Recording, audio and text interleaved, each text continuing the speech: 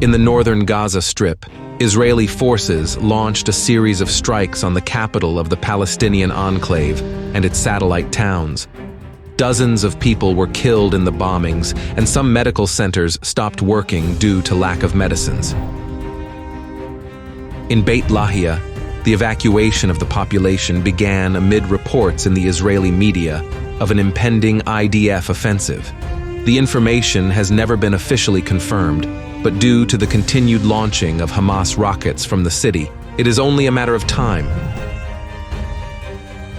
Meanwhile, in southeastern Gaza, fighting continued near the University College building in the Tel Al-Hawa neighborhood. IDF units carried out several bombings of structures, while Hamas militants responded with a series of ambushes. In the central part of the enclave, Israeli forces launched traditional strikes on Hamas-controlled population centers. 𝐁 and Nuseirat came under the most intense fire, where over 30 people were killed. One of the strikes on Nuseirat hit a school, killing 6 UNRWA employees. At the same time, the IDF habitually claimed hits on the positions of Palestinian militias. Israeli units also continue to carry out engineering work in the Netzarim corridor. They are leveling the terrain and constructing defensive structures. In the southern Gaza Strip, Israeli forces once again shelled the humanitarian zone. The most high-profile attack was a raid on a tent camp in Al-Mawasi, where at least 40 refugees were killed and over 60 people were injured. In Rafah, the Israelis focused on establishing a buffer zone and destroying Hamas infrastructure. Nevertheless, Palestinian militias have not yet lost their fighting capacity and conduct relatively regular sorties.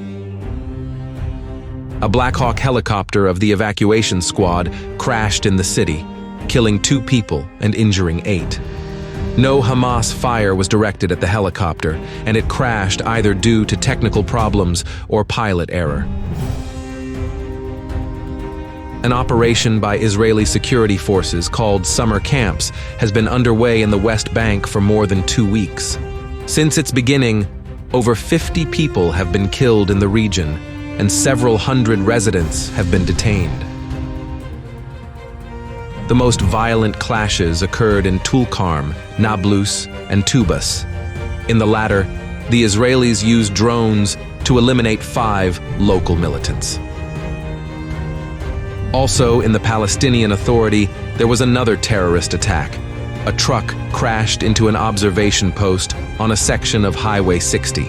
Hamas claimed responsibility for the incident, calling it a response to the deaths of its supporters in Tubas.